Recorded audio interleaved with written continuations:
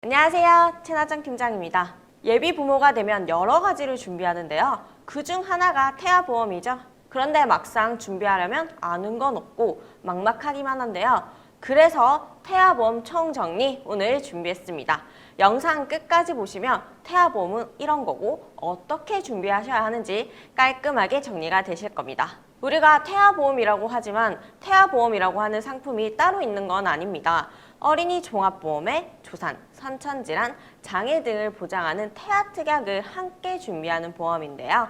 이 태아특약들은 태아 때만 가입이 가능하기 때문에 태아 시기에 가입하는 어린이 보험이라고 생각하시면 되겠습니다.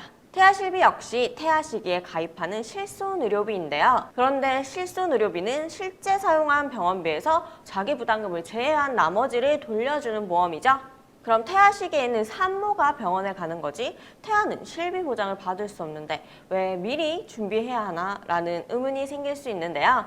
태아 실비를 준비하는 두 가지 이유가 있습니다.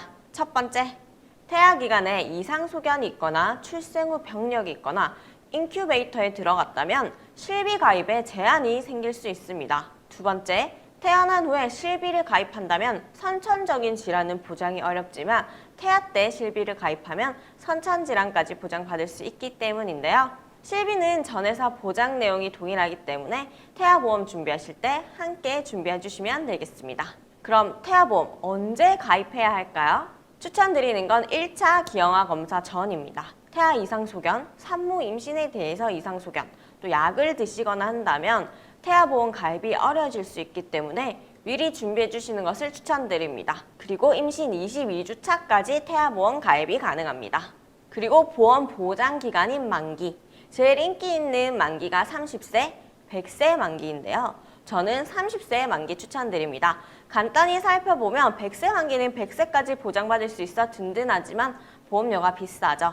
그리고 우리 아이가 보장받을 시기까지 기간이 너무 깁니다. 화폐 가치의 변화, 의료기술의 발달, 아이 연령대에 따른 주요 특약들의 변화를 고려해보면 30세 만기가 좀 더 합리적이실 겁니다.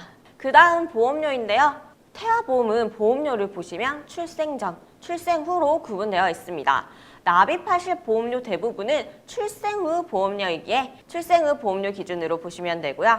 개인에 따라 조금씩 다르긴 하지만 제 기준 예비 부모님들이 많이 가입하시는 보험료는 실비 제하고 3, 4만 원대였습니다. 이 금액대로도 주요 특약들 충분히 구성하여 가입할 수 있습니다. 그럼 제일 중요하죠? 이제 어떤 특약들을 넣고 어떻게 구성하는지에 대해 알아볼 텐데요. 태아보험은 우리 아이에 관한 특약뿐만 아니라 직접 출산하는 산모의 위험에 대비할 수 있는 특약도 함께 준비할 수 있습니다. 산모특약, 모성자 특약이라고도 하는데요. 이렇게 산모특약을 준비하는 이유는 가입한 실손마다 다르긴 하지만 산모분들이 가지고 있는 대부분의 실손은 출산 시의 면책, 즉 출산 시에 보장하지 않기 때문에 이렇게 준비하신다면 더 든든하게 출산 준비를 하실 수 있기 때문입니다. 산모특약은 일시납이어서 한 번만 내시면 가입 시점부터 출산 후 42일까지 보장받을 수 있습니다. 10여 개의 특약들 중 필수적인 5개 정도만 추천드리고요.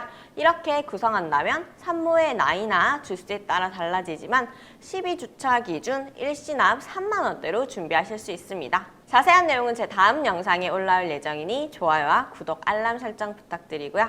그럼 태아보험은 어떻게 구성해야 할까요? 태아보험 3개의 카테고리로 생각하시면 됩니다. 태아특약, 질병특약, 사계특약인데요.